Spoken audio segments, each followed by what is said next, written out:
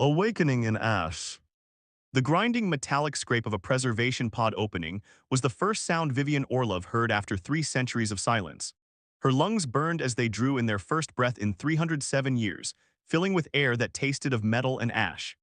The pod's internal systems had maintained her physical form perfectly, but nothing could have prepared her mind for the disorientation of such an immense temporal gap. Vital signs stabilizing, announced an automated voice as the pod's diagnostic systems completed their final checks. Revival protocol completed. Welcome back, Dr. Orlov. Vivian's fingers trembled as she reached up to touch her face. Her skin felt strange, too smooth, too perfect, as though time had forgotten to age her. The last thing she remembered was the blaring of emergency alarms, the panicked voices of her colleagues, and the horrifying realization that the echo chamber had destabilized beyond their ability to control it. "Hello," she called out, her voice cracking from disuse. "Is anyone there?" The only response was the soft whir of the pod systems powering down.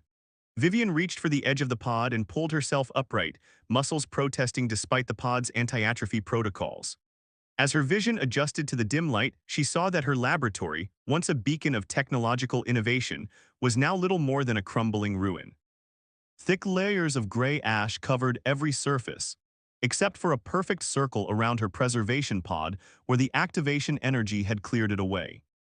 "What happened?" she whispered to the empty room. "Where is everyone?"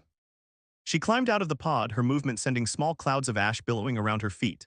The reinforced walls of the laboratory had mostly held, but through a collapsed section of ceiling, she could see a sky that was a sickly shade of amber instead of the vibrant blue she remembered.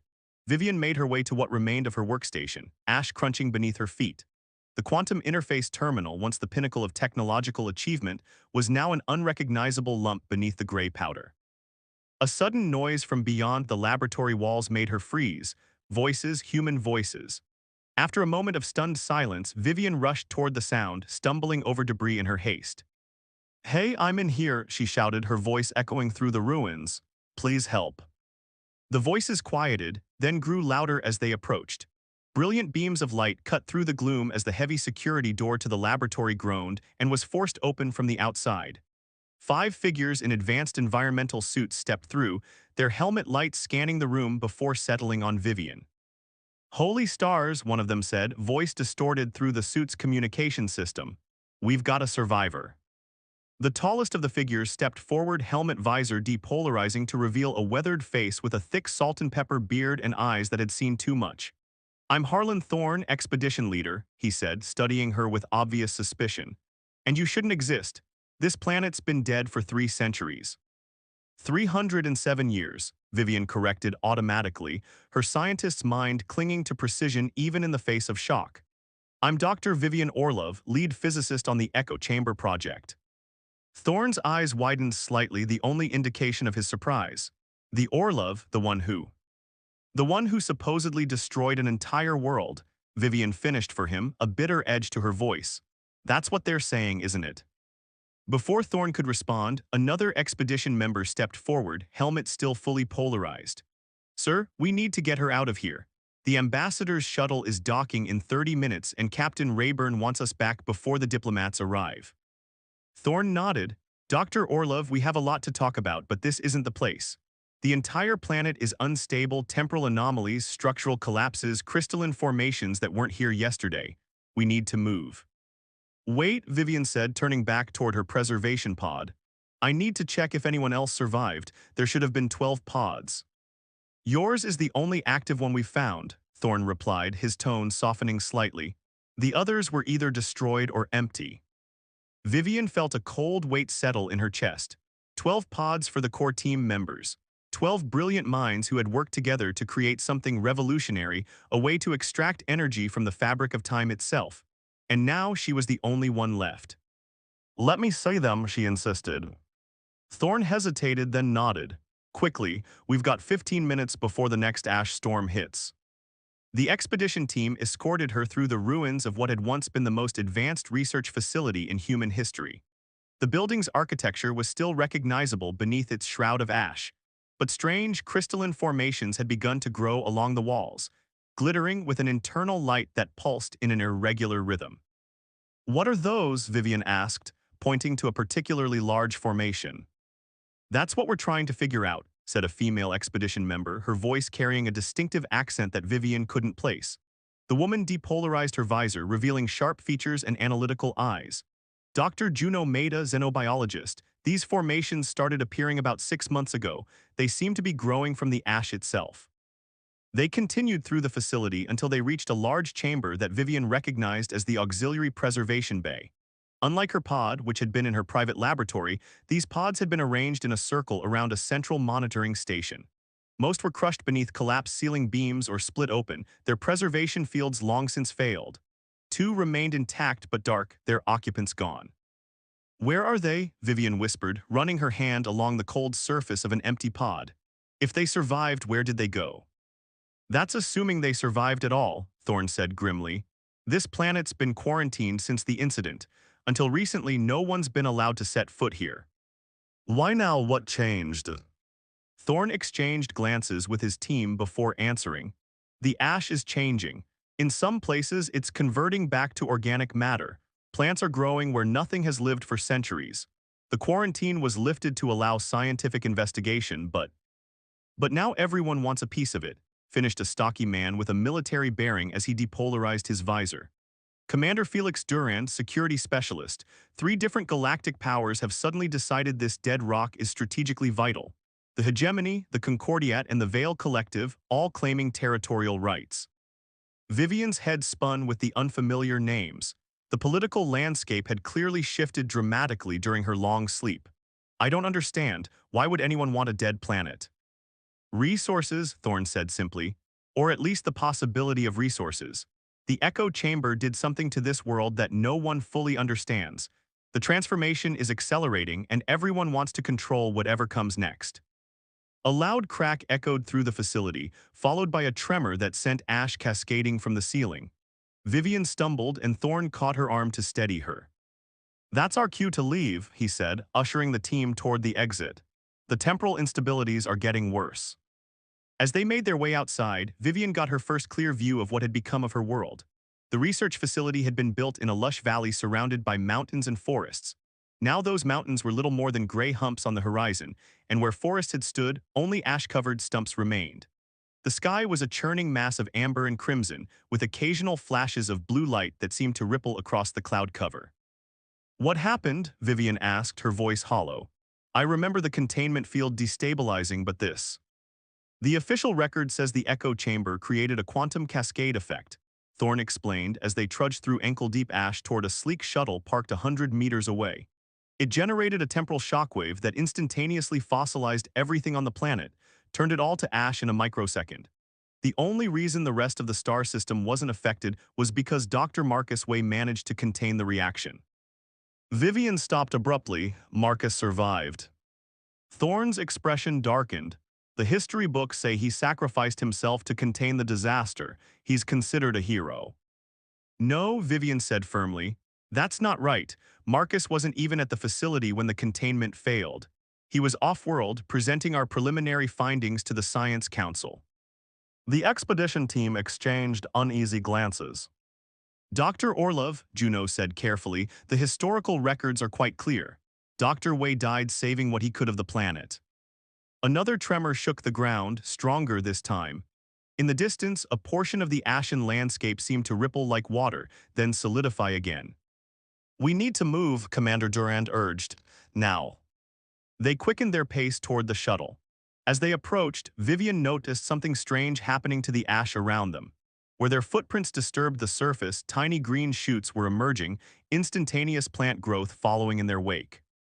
"Look," she gasped, pointing at the phenomenon. Dr. Maeda knelt to examine the growth. "Fascinating. The composition of these plants doesn't match anything in our database. It's as if they're evolving in real time."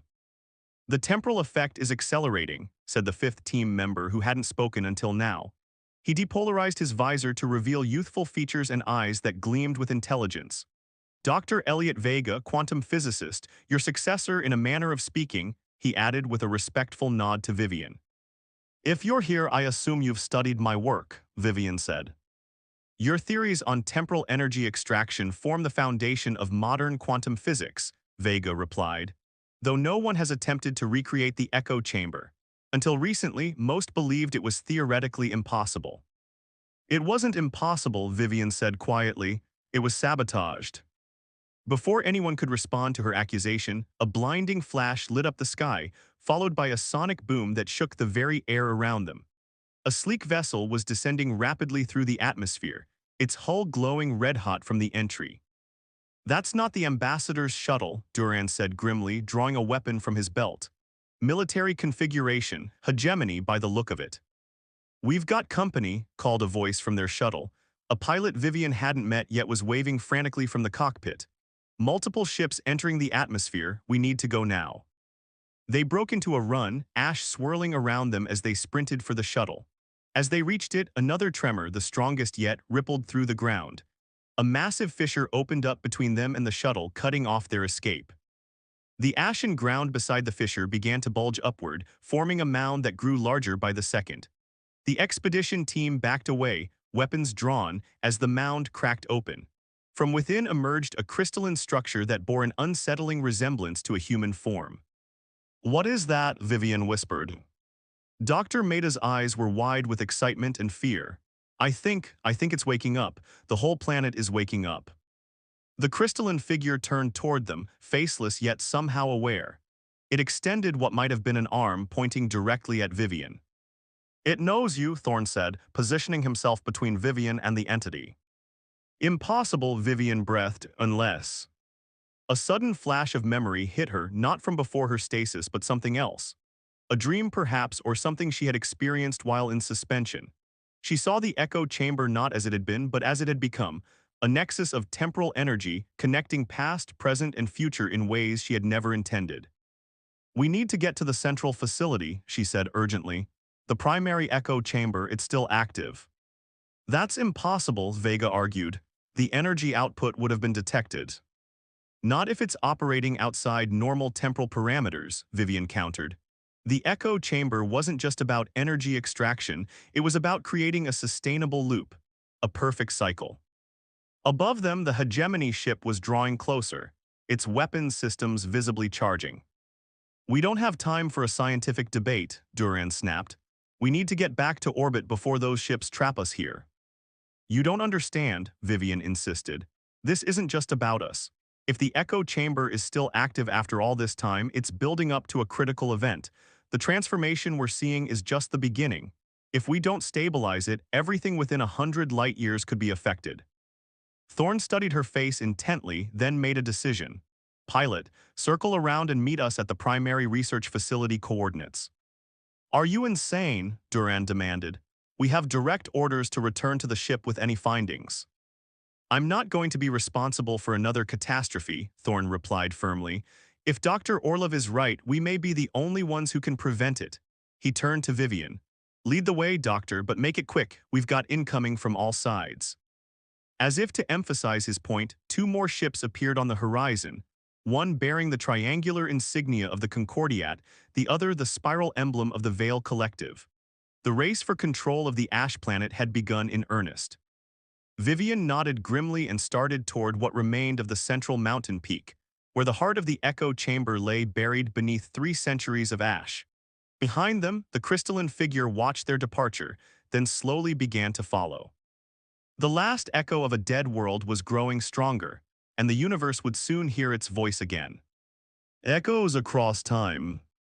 Ambassador Nix Caldwell stood with perfect composure on the bridge of the diplomatic vessel Concordance, her silver-gray suit impeccably pressed despite 18 hours of continuous crisis management. At 53, she carried herself with the quiet authority of someone who had negotiated her way through dozens of interstellar conflicts. Her close-cropped, salt-and-pepper hair framed features that rarely betrayed emotion, a vital skill in her line of work. "Ambassador, the hegemony fleet has moved into defensive formation around the southern hemisphere," reported her aide, a young diplomat named Pascal Aucaffer. His normally confident demeanor was showing signs of strain. "The Vale Collective continues to hold position over the northern continent, and our Concordiat allies are demanding we take a more aggressive stance." Nix didn't immediately respond, instead studying the holographic display of the ash planet. What had once been a uniform gray sphere was now mottled with patches of green and blue, a transformation accelerating with each passing hour. More concerning were the waves of temporal distortion emanating from the planet's surface, rippling outward like concentric rings in a pond. Send the following message to all three fleets, she finally said, her voice measured and calm. Any military action taken on or above the planet will be considered an act of war against all neutral parties. The temporal distortions present an existential threat that supersedes territorial claims. Pascal looked uncertain. The hegemony admiral has already stated they consider our presence a violation of their sovereign rights to the planet. Rights they declared approximately 6 hours ago, Nix replied dryly.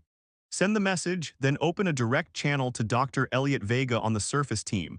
We need an update on their findings. As Pascal hurried to carry out her instructions, Nix turned her attention to the sensor readings. The temporal anomalies were strengthening and the mathematical projections were grim. If the process continued unchecked, the distortions would begin affecting nearby space lanes within 24 hours. Within a week, they would reach populated systems. Ambassador called the communications officer. We have Dr. Vega for you.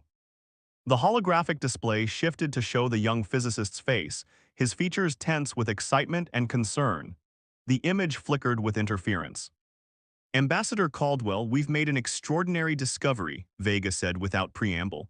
Dr. Orlov, yes, the Dr. Orlov has emerged from preservation. She survived the original catastrophe and has critical information about what's happening. Nix's carefully maintained composure slipped for just a moment, her eyebrows rising in genuine surprise. Vivian Orlov is alive, the creator of the echo chamber. Very much alive and currently leading us to what she believes is the still active core of the original device, Vega confirmed. She claims the transformation we're witnessing is the result of temporal backlash, essentially, time catching up with itself after being held in stasis for 3 centuries. Put her on, Nix instructed. The image shifted again, and Nix found herself looking at a woman who appeared to be in her late 30s despite being chronologically over 300 years old. Dr. Orlov was moving rapidly through an ash-covered landscape, her preservation suit streaked with gray powder. Ambassador, Vivian acknowledged curtly, I don't have much time to explain. The echo chamber was designed to create a sustainable energy loop by harnessing the natural decay of quantum particles across time. When it was sabotaged, it didn't fail. It went into a form of suspended animation, freezing the temporal field around the planet. Sabotaged by whom? Nix asked sharply. My former colleague, Dr. Marcus Way, Vivian replied, her voice bitter. The historical record is wrong. He wasn't a hero trying to contain the disaster. He deliberately caused it. Behind Vivian, Harlan Thorne came into view, his weathered face grim.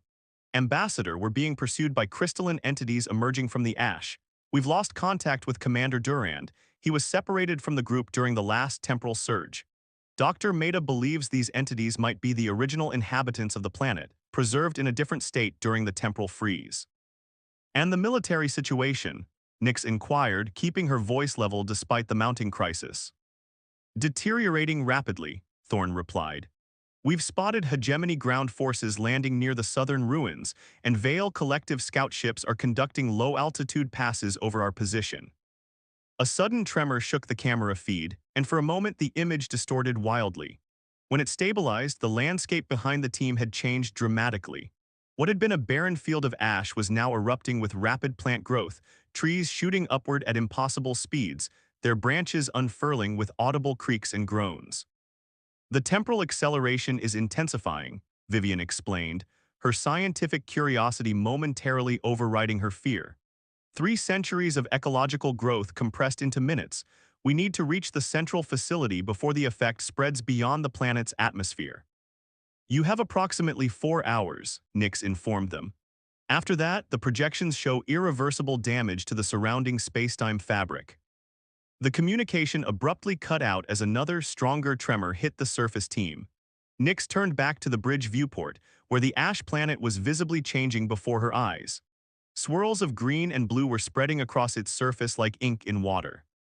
Pascal, she said decisively, arrange an emergency conference with the fleet commanders of all 3 powers. And prepare my shuttle, I'm going down there. Ambassador, with respect, that's far too dangerous, Pascal protested. This situation has moved beyond diplomatic protocols, Nix replied, already striding toward the bridge exit. I need to see this transformation firsthand if I'm going to convince three hostile powers not to start shooting at each other. On the planet's surface, Vivian Orlov led the expedition team through a landscape in violent flux. The ash was receding like an outgoing tide, revealing strange hybrid vegetation beneath, plants that seemed to be evolving even as they grew, adapting to conditions that changed minute by minute. The original research facility should be just beyond that ridge, she called back to the others, pointing toward a massive crystalline formation that had once been a mountain. The core chamber was built inside the mountain for additional containment. Harlan Thorne moved up beside her, his environmental suit now torn in several places from their hasty journey. Those entities are still following us, he said in a low voice, keeping their distance but definitely tracking our movements. Vivian glanced back. At least a dozen crystalline figures now followed their group, moving with eerie coordination. They're not hostile, she said with certainty that surprised even her. They're curious, I think. I think they recognize me somehow. How is that possible? Dr. Juno Maeda asked, her scientific interest overcoming her fear. If they're the planet's original inhabitants, as I suspect, they would have been transformed during the initial catastrophe. The echo chamber didn't just affect physical matter, Vivian explained as they continued toward the mountain. It altered the fundamental relationship between consciousness and time. These entities might exist partially outside our normal temporal flow. Dr. Vega, who had been unusually quiet, suddenly pointed toward the sky. We've got company. A sleek diplomatic shuttle was descending rapidly toward their position, flanked by two military escorts bearing Concordiat markings. The shuttle touched down 100 meters ahead, stirring up clouds of ash that immediately began sprouting with new growth. That's Ambassador Caldwell's personal vessel, Thorne said with surprise. What is she doing down here? The shuttle's hatch opened, and Nix Caldwell emerged, accompanied by 4 security officers in Concordiat uniforms. The ambassador strode purposefully toward them, seemingly unperturbed by the chaotic transformation occurring around her. Dr. Orlov, she greeted Vivian with a formal nod. I'm Ambassador Nix Caldwell, Interstellar Diplomatic Corps. I've placed myself under considerable risk to see this situation firsthand. The situation is about to get much worse, Vivian replied without ceremony. We need to reach the core facility immediately. A deafening crack split the air as a massive fissure opened in the ground between them and the crystalline mountain. From within the fissure rose a figure that made the expedition team step back in alarm.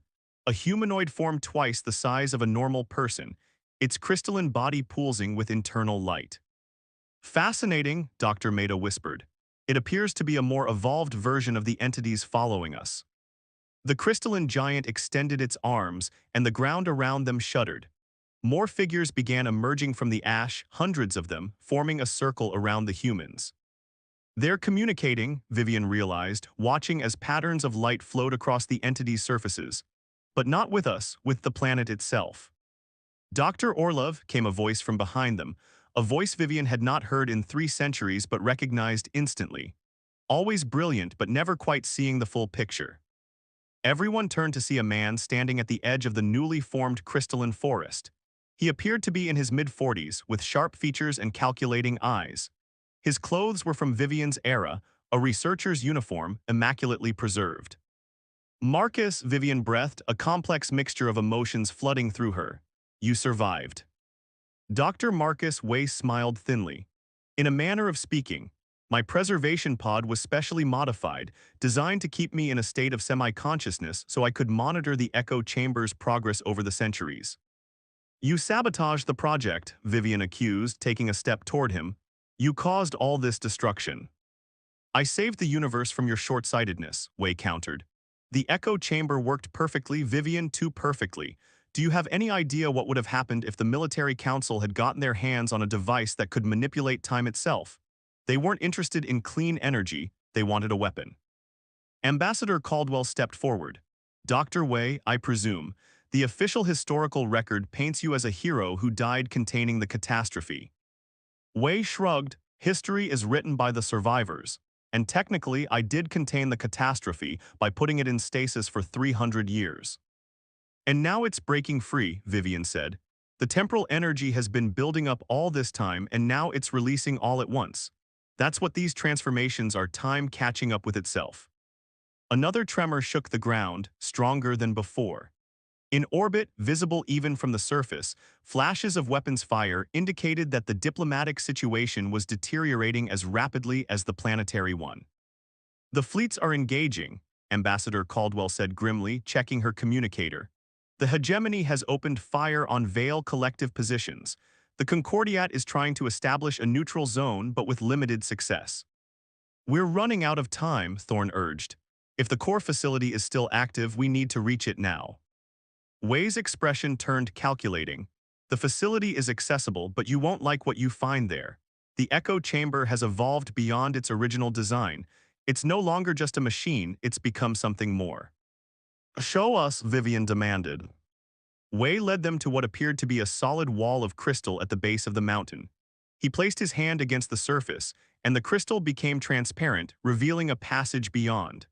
The group followed him into the mountain, with the crystalline entities watching silently from outside. As they descended deeper into the facility, the environment changed dramatically. The walls pulsed with veins of energy that flowed like liquid light. The air itself seemed charged with potential, making hair stand on end and skin tingle with electricity. The echo chamber was originally designed to extract energy from quantum particles as they naturally decayed across time, Vivian explained to the others as they walked. But Marcus modified it to create what he called a temporal preservation field, essentially freezing a moment in time indefinitely. Not freezing, Wei corrected, slowing to an infinitesimal crawl, 1 second stretched across 3 centuries. They reached a massive chamber at the heart of the mountain. In the center stood a device that barely resembled the original echo chamber from Vivian's memories. It had integrated with the crystalline structure of the mountain, sending tendrils of technology throughout the entire facility. At its core, a sphere of pure energy pulsed with hypnotic rhythm, cycling through every color imaginable. It's beautiful, Dr. Maida whispered. And incredibly dangerous, Vivian added, approaching the console that somehow still functioned after 3 centuries. The temporal energy has been building up like water behind a dam. Now the dam is breaking. Ambassador Caldwell's communicator chimed with urgency. She stepped away to answer it, her expression growing more troubled by the second. The temporal distortions have reached the orbital fleets, she reported. Ships are experiencing chronological slippage, weapons fire reaching targets before they're launched, communications arriving before they're sent. It's chaos up there. We need to stabilize the field, Vivian said, her fingers dancing across the console. If we can establish a controlled release pattern, we might be able to prevent catastrophic temporal backlash. And sacrifice everything I've worked for, Wei demanded, moving to block her access. I didn't preserve this world for 3 centuries just to watch it be carved up by corporate interests and military powers. Harlan Thorne stepped forward, placing himself between Wei and Vivian. This isn't about your legacy anymore, Doctor. The entire sector is at risk. Wei's face hardened. You don't understand what's really happening here. The crystalline entities, they're not just the preserved inhabitants, they're what comes next. The echo chamber didn't just freeze time, it accelerated evolution on a selective basis. What you're seeing out there is 3 million years of development compressed into 3 centuries. A violent tremor shook the facility, sending cascades of crystal dust raining down from above. The energy sphere at the center of the echo chamber flared brightly, expanding outward before contracting again with frightening intensity. It's destabilizing, Vivian warned. We need to act now. Ambassador Caldwell rejoined the group, her composed demeanor finally showing cracks of genuine alarm. The Hegemony flagship has reported temporal inversion, parts of the vessel aging backwards while others accelerate forward. We have minutes, not hours. Vivian turned to Wei, her expression hardening with determination. Marcus, whatever your intentions were, this has gone beyond your control. Help me stabilize it or step aside. For a long moment, Wei stood his ground, conflict evident in his eyes. Then slowly he moved aside. The stabilization protocol requires 2 operators, he said reluctantly. The system was designed that way as a safeguard. Together, the former colleagues began working on opposite sides of the console, their hands moving with the practiced coordination of scientists who had once worked seamlessly together. Outside the facility, the crystalline entities had begun gathering in greater numbers, their light patterns synchronized in what appeared to be some form of communication. Dr. Vega monitored the energy readings with growing concern. The temporal field is fluctuating wildly, he reported. If we can't establish a stable pattern in the next few minutes, the backlash will create a cascading reaction throughout the entire system. Ambassador Caldwell paced near the chamber entrance, her diplomatic training failing to disguise her anxiety. The fleets are reporting critical systems failures across all vessels. The Vale Collective flagship has begun evacuating personnel. Vivian's fingers flew across the controls as she attempted to implement the stabilization protocol.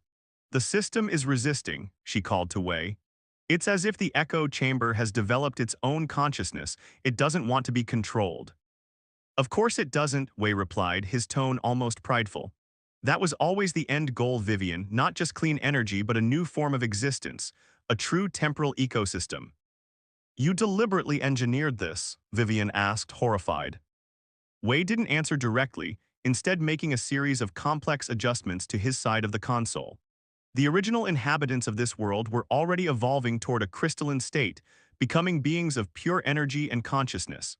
The echo chamber simply accelerated that process while preserving their physical forms. Dr. Maida, who had been studying the chamber walls with scientific fascination, suddenly gasped. The patterns, they're not random, they're neural pathways. This entire mountain has become a massive brain. A final catastrophic tremor shook the facility, and the energy sphere at the center of the echo chamber expanded dramatically, engulfing the console where Vivian and Wei worked. For a moment, they were both suspended within the sphere, their forms translucent and glowing with internal light.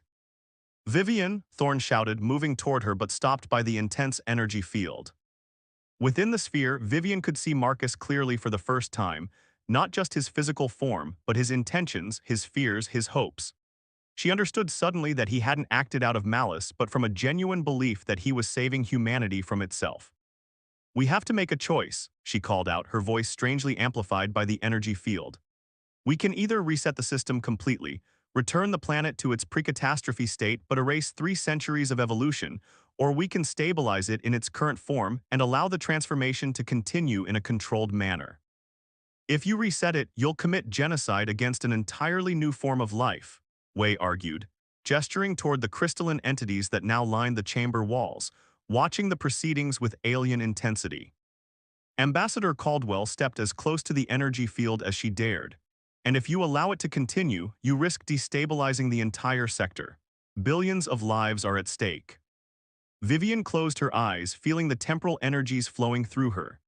In this state, she could sense the entire planet, the crystalline consciousness that had developed over 3 centuries of accelerated evolution, the fragile balance of energies that threatened to tear apart the fabric of local spacetime and the echo of what had once been. There's a third option, she said finally, opening her eyes to meet Wei's gaze. We create a boundary state, a controlled bubble of accelerated time centered on this planet but isolated from normal spacetime. A temporal quarantine, Wei breathed, understanding immediately. It could work, but one of us would need to remain as an anchor point, a living connection between the 2 temporal states. I'll do it, Vivian said without hesitation. I've already lost my time, my world. Everyone I knew is long gone. This is my responsibility. No, Wei countered. I engineered this situation. The responsibility is mine. Before Vivian could protest, Wei reached into the heart of the energy sphere and made a decisive adjustment to the core controls. The sphere contracted violently, ejecting Vivian while keeping Wei suspended at its center. Marcus, she cried out as she tumbled backward into Thorne's waiting arms. Wei smiled sadly from within the sphere. Complete the stabilization protocol, Vivian. You always were the better physicist. With tears streaming down her face, Vivian returned to the console and implemented the final sequence. The energy sphere contracted further, then expanded in a controlled pulse that rippled outward through the facility and beyond. The violent tremors ceased, replaced by a gentle, rhythmic pulsation that seemed to resonate with the crystalline entities lining the walls. It's working, Dr. Vega confirmed, studying his instruments with amazement. The temporal field is stabilizing. The planet is establishing its own isolated time stream, accelerated but contained. Ambassador Caldwell's communicator chimed with urgent updates. The distortions in orbit are receding, she reported with relief. Ships are reporting a return to normal temporal flow, though they're detecting a powerful energy barrier forming around the planet. Within the energy sphere, Wei's form was changing, becoming more crystalline, more integrated with the echo chamber itself. His voice, when it came, seemed to emanate from the entire facility rather than from his transforming body. This planet will become a nexus of temporal energy, he explained, his voice fatting yet somehow more powerful. A place where time flows differently, where evolution and development occur at thousands of times the normal rate. It must be protected, studied, understood, not exploited. Vivian placed her hand against the edge of the energy field, feeling its gentle resistance. I'll make sure of it, she promised. Wei smiled one last time before his form dissolved completely into the crystalline structure of the chamber. The energy sphere stabilized into a steady, pulsing glow that illuminated the entire facility with soft, amber light. Outside, the violent transformation of the planet had calmed into a more controlled evolution. The ash was still receding, but now at a pace that could be observed rather than feared. The crystalline entities moved with purpose among the newly formed landscapes, tending to the rapid growth like gardeners in an accelerated Eden. What happens now? Harlan Thorne asked, standing beside Vivian as they emerged from the facility to witness the transformed world. Ambassador Caldwell joined them, her diplomatic composure restored now that immediate crisis had passed. Now we negotiate the most unusual peace treaty in galactic history, she said. A world that exists in its own time stream, evolving thousands of times faster than the surrounding universe, populated by a crystalline consciousness that was once human. A neutral zone, Vivian suggested. A place of scientific study and diplomatic exchange, but never exploitation or military presence. That won't be easy to arrange, Caldwell cautioned. The three powers have already committed significant resources to claiming this world. Then perhaps they need a demonstration, Vivian said, watching as a nearby crystalline entity manipulated the flow of time around a small sapling, causing it to grow into a mature tree in minutes. This world can defend itself now. It exists partially outside normal time. Any attempt to control it by force would be like trying to capture the wind. As if to emphasize her point, several massive crystalline structures rose from the ground around them, forming towers that reached toward the amber sky. Each tower emitted pulses of energy that visibly distorted the air around it, creating ripples in the fabric of reality itself. I think I can convince the fleet commanders that this planet is best left as a neutral scientific outpost, Ambassador Caldwell said, a note of dry humor entering her voice. The alternative seems rather hazardous to their vessel's structural integrity. Vivian looked out over the transformed landscape, feeling both loss and wonder. The world she had known was gone, replaced by something new and strange and beautiful. The echo chamber had done what she had originally intended. It had created a new form of sustainable energy, just not in the way she had envisioned. I'm staying, she announced, her decision made. Someone needs to serve as liaison between this world and the outside universe, someone who understands both. Harlan Thorne looked at her with surprise. You're choosing to live in accelerated time, you'll experience years while months pass outside. Vivian smiled, the first genuine smile since awakening from her long sleep.